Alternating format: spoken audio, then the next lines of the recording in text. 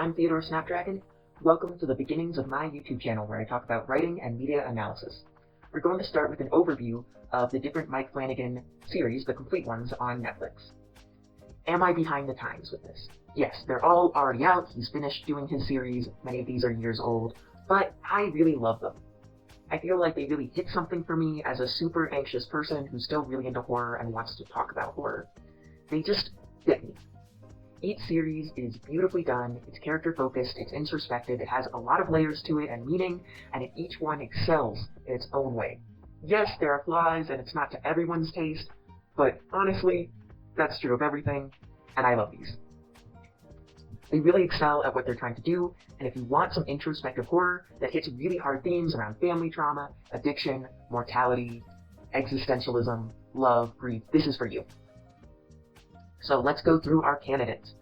1. The Haunting of Hill House was the very first of the Flaniverse, as my partner would rather I actually not call it, but I'm calling it the Flaniverse. 2. was Bly Manor, which came out next, and I love it. Honestly, this one is my personal favorite of all of them. I just love it. I feel like it's really cohesive in what it's doing. The third one was Midnight Mass, which is the only fully original one and is just really wonderful. I can't think of any other original TV series right now that are doing the same things this one did. Finally, there's The Fall of the House of Usher, which capped off Mike Flanagan's Netflix series, and it's just a brutal, karmic gore fest of screw capitalism. So that's where we're at. I also want to acknowledge The Midnight Club. This one I won't be talking about because I'm only talking about the complete series. The Midnight Club really was meant to get a second season, but then it didn't because Netflix is like that. I think Mike Flanagan learned from this because he made his other series really complete in one season, and that's the kind of serialized storytelling that really works for what Netflix allows of its original creators. So, I do want to do a deep dive on each of these original series individually and talk about the themes and how it handles them and the differences from the other series, and also the deep underlying theme that I believe defines each of these series, which is love. Not love in terms of romantic love, to be clear. Love in terms of human connection between people. The understanding, empathy, and care that we have towards one another, particularly our loved ones of all kinds. I think this is deeply fundamental to all of the series, even The Fall of the House of Usher, which is actually defined by that lack of care and love and understanding, and how devastating that is. But we will get into that in the individual analysis. I just wanted to establish it as my perspective on the series. So, I'm going to start with an overview by giving a bunch of context with the rankings. No spoilers, but I'm going to rank all 4 of the series on a number of different random criteria that I think is applicable. So, let's get into what you're really here for. The listicles. The listicles. Number 1, love. I bet you didn't see this one coming after my whole speech about love. Anyway, we're going to start with the one that I feel like has the least to the one that I feel like has the most. Number 4, The Fall of the House of Usher. As I said, this series is defined by a lack of and rejection of love and human connection, so very clearly at the bottom. Number 3, Midnight Mass. Love is deeply important to Midnight Mass, I would say, but it's more focused around other themes compared to some of the other series, themes like religion, mortality, and addiction. Number 2, The Haunting of Hill House. Family dysfunction is at the heart of this show, but also family love and connection, and the way we care for one another, even if imperfectly. That leaves 1, The Haunting of Bly Manor. Kind of neck and neck with Hill House here. It's a bit subjective, but I feel like there's so much focus on love that's so beautifully done, and it's so clear from the first episode what it's about that this one takes the cake. That might be my bias, I will admit. The next area of our rankings will be gore. Number 4, The Haunting of Bly Manor, which basically does not have any gore. Number 3, The Haunting of Hill House. Also not very gory, but they're like ghosts and stuff that can look pretty freaky, so it counts for something. Number 2, Midnight Mass. It doesn't have that much more to it than The Haunting of Hill House, but it has a bit. Definitely there's some death here, some injuries, blood. Trust me, blood. So it counts as number 2. That leaves us with number 1, The Fall of the House of Usher. If you can get through the second episode, which is, oh my god, it's intense in terms of gore. But if you can get through it, you can get through the whole series, but damn. This series has almost any type of gore you can imagine, and it's all in live action. Yeah. There is an essay I feel like I should mention. Nothing on screen that's sexual, so there is that if you're concerned about it. But gore, yes, gore. The next of our subjective ranking categories is karma. Let's start at number 4 with Midnight Mass. Number 4, Midnight Mass. I think some people might disagree with me here because if you've seen it, there's some very juicy karmic endings for some of the villains. If you have seen it, you know what I'm talking about. But overall, there's just so much suffering and so many bad things that happen to characters who are just not bad at all. Also, animal death. Did I mention that? A lot of animals get killed, and that's just not karma. Karma is not what the series is about. Number 3, The Haunting of Hill House. Cycles of trauma just aren't karmic. There's some elements of karma, though. Number 2, The Haunting of Bly Manor. Still not that much karma, but generally speaking, ultimately bad things happen to bad characters and good things happen to good characters, but it's a lot more complicated than that. And number 1, again, it's not perfectly karmic, but just there's so much focus on karma and so many places where you can see characters' decisions leading to their outcomes in a like, if you're gonna be awful, awful things will happen to you kind of way. It is The Fall of the House of Usher, full of brutal, cathartic karma. Oh yeah, baby. Next up is addiction. Addiction is a really common theme in Mike Flanagan's work, at least these miniseries. I'm not sure about his movie work or anything like that, but in these miniseries, addiction comes up a lot, except for The Haunting of Bly Manor. That's going to start at number 4 here because aside from a minor, well not minor, but a supporting character who's a functional alcoholic, addiction just doesn't come up here. It's not a major theme like it is for the others. Number 3, The Fall of the House of Usher. So addiction actually is super important to The Fall of the House of Usher in a lot of different ways, but still think it's more focused on other themes over addiction or exploring addiction in any like real way. Addiction is important, but it's more about exploitation. Number 2, we're getting into the subjective here. I'm going to say Midnight Mass. I know some people would disagree with me about that because addiction is really important to Midnight Mass. It's really important to the main character and his arc, but it's more focused on recovery than the addiction itself, though of course that is really complicated, and the addiction isn't really shown a ton, the addiction itself and all of that, as compared to what I'm going to put in the number 1 spot, The Haunting of Hill House. Again, kind of subjective. I know that addiction as a theme is in some ways less central to The Haunting of Hill House, but it's shown a lot more what addiction looks like, the impact it has on the characters and the family. We see a lot more of it really directly, and I found it really impactful. There's a specific character who's actually my favorite character who struggles a ton with addiction, and it's really messy. And I really appreciate it. Family trauma. Number 4, Midnight Mass. Is there family trauma? Yes, it's just not the focus of anything, really. Well, kind of, but not really. Number 3, The Haunting of Bly Manor. This is loosely based on The Turning of the Screw, where 2 of the primary characters are orphans. That still applies here and is still explored, so obviously there's some family trauma here. Number 2, The Fall of the House of Usher. Wow. There's some really brutal family trauma here in a lot of different ways, a lot of different layers to the family trauma, but it is less centrally thematic than in our number 1, The Haunting of Hill House. The Haunting of Hill House is in many ways all about family trauma. Family trauma through and through. Here we go. Next up, bet you didn't see this one coming, it's plot twists. Number 4, The Fall of the House of Usher. There are absolutely some great plot twists here that had me guessing and wondering and were really fun to see, but overall, they're not as central. They're a bit more predictable, but not in an unsatisfying way. A huge part of the series is just showing you, hey, this is what's going to happen. Aren't you desperate to know about how and why this is what's going to happen? And yes, I am desperate to know. It is really engaging. It's just not really based on plot twists. A lot is about the building dread of, I know how this will end. How exactly will it go? Midnight Mass is similar. It has some twists and turns, but a big part of the story is just watching everything unfold. and knowing in some ways how it will go, and the way that builds up dread is really appropriate for a horror series and really well done in my opinion. Number 2, The Haunting of Bly Manor. Some stellar twists, I personally think. It was great watching this with my partner. I'd already seen it, but he had not, and it was really fun seeing his reactions to some of the twists and him realizing the implications and what it all meant. That was a lot of fun, but I still think The Haunting of Hill House takes the cake. This one has so many twists, especially with the multiple POVs. As you go from episode to episode, there's different POVs, and it allows for a lot of different perspectives on what's going on, and a lot of different twists and turns.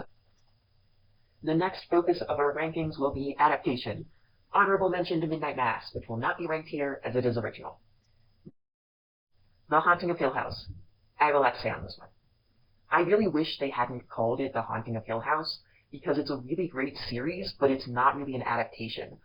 I wish they hadn't called it the same thing as the original novel by Shirley Jackson, because it's just not. The plot and the characters and everything is very fundamentally different from the novel, and it's just misleading and confusing, and I think it confuses the show itself.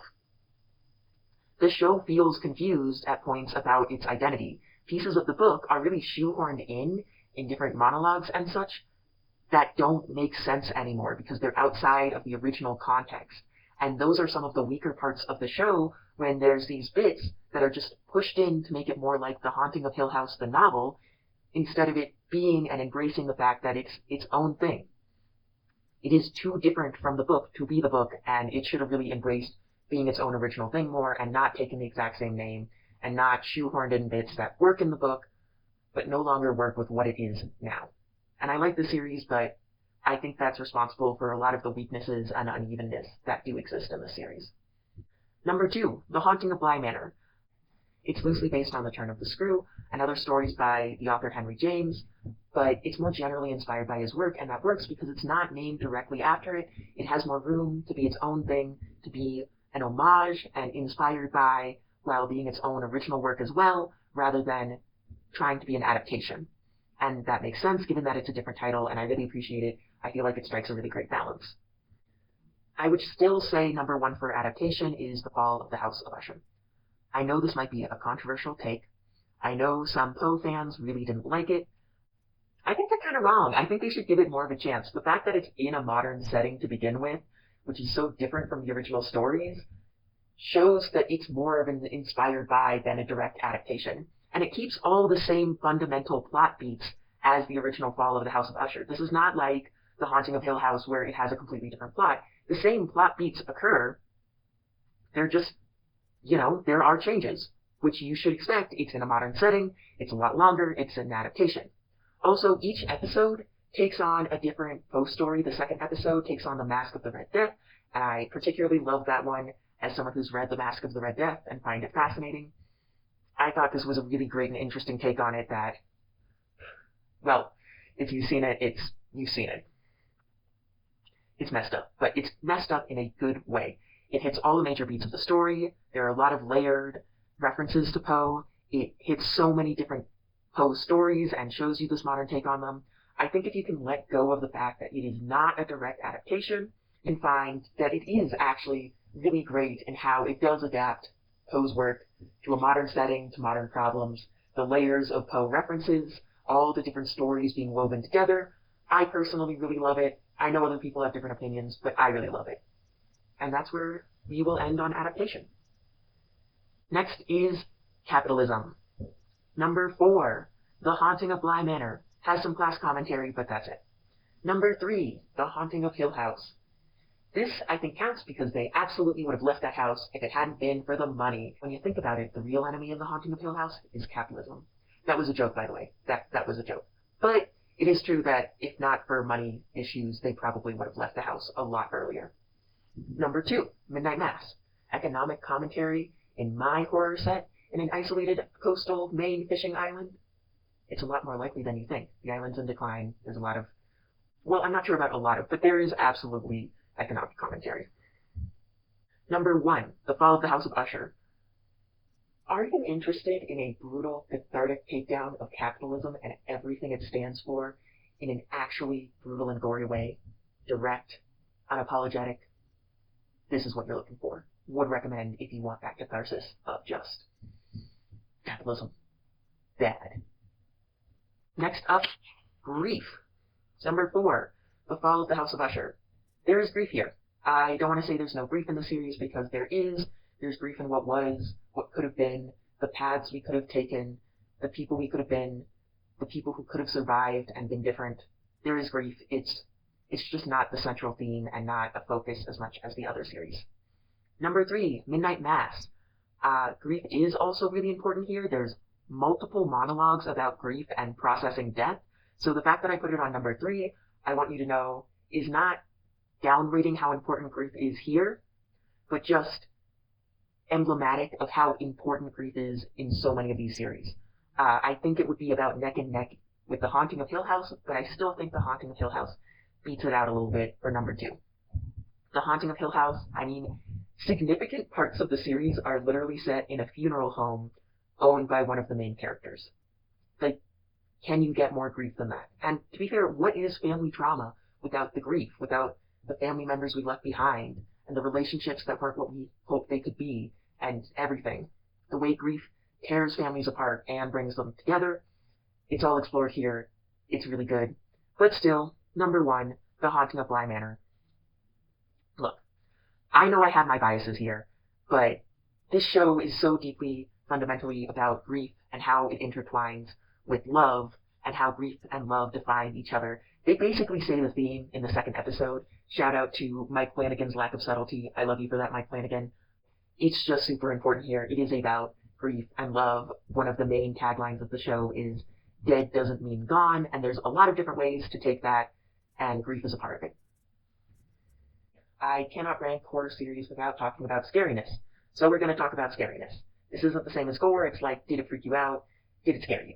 Number 4, The Haunting of Bly Manor. Definitely creepy, really creepy, just not quite as scary. Number 3, The Fall of the House of Usher. I don't think gore and scariness are the same thing, but I do think gore counts for something, and there's a lot of great building dread in The Fall of the House of Usher, though at times it's almost like giddy thrill in the horror rather than actual scariness, if that makes sense. Number 2, Midnight Mass. Full of building dread and tension all the way through. Also, a lot of it isn't as focused on the scariness, but that makes the scary scenes hit a lot harder. One of the jump scares, got me in a way no other jump scare has gotten me in fiction, and it wasn't because, the music cue was better or anything. It's because the setup and engagement and how they did it just made it so, whoa, out of nowhere. Number 1, The Haunting of Hill House. Not the goriest, but definitely the scariest. I think if you've seen it, you probably know what I mean. If you haven't seen it, if you want to know what I mean, watch it. But yeah, that's all my rankings. All of these are my totally subjective opinions. Let me know your opinions in the comments. Tell me what you think. Am I right on the money? Am I an absolute fool? Do you wish to duel me at dawn? Well, I'm not available for duels at dawn, but I am available for discussion in the comment section to an extent. If you haven't seen the series, I hope this might give you a sense of what they're like and what to expect going in. I hope you had fun watching this, whether you've seen the series or not. If you have seen the series and you're trying to talk your friend into watching them, feel free to show them this video. It'll help convince them. Maybe it'll help them decide on which one they want to start with, because I do think which series you start with to get into these Mike Flanagan series does matter. I love Bly Manor, but in some ways it is absolutely the slowest. I had a friend who was trying to get into these series and tried to start with Bly Manor and it just didn't work. She had to start with The Haunting of Hill House. I think The Haunting of Hill House might be the best to start with. I do think it's the most uneven quality-wise, as I've mentioned, but a lot of things that are really accessible about it, I think, if you need a kind of intro to these Mike Flanagan-esque series. Bly Manor, I love it. I think it's great. It is in some ways the slowest, followed by Midnight Mass, which is slow in some ways. If you like religious trauma and religious horror, Midnight Mass is the one you should start with. It is focused on religion in a way none of the others are.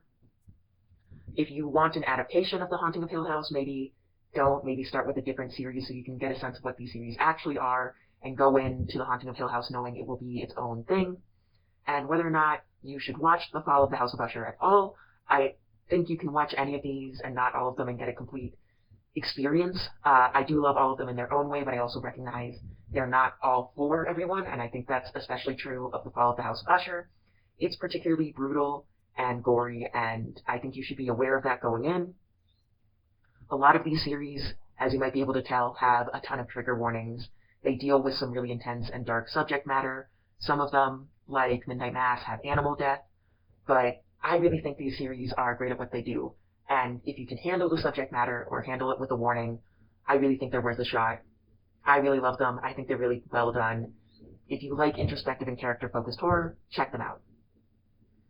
We've reached the end of our video. This is a super new channel, so please like, comment, and subscribe. We could really use your support, we being me and my partner. We're the only ones here. Yeah, you can support me on Ko-Fi if you want to go that extra mile. But absolutely, like, comment, subscribe. Tell me what you think. I would really appreciate your support. Not that I'm desperate or anything. Just kidding. We're all desperate right now. These are the desperate times. Come be desperate with me by like, commenting, and subscribing. Hope you have a great day. That's a wrap.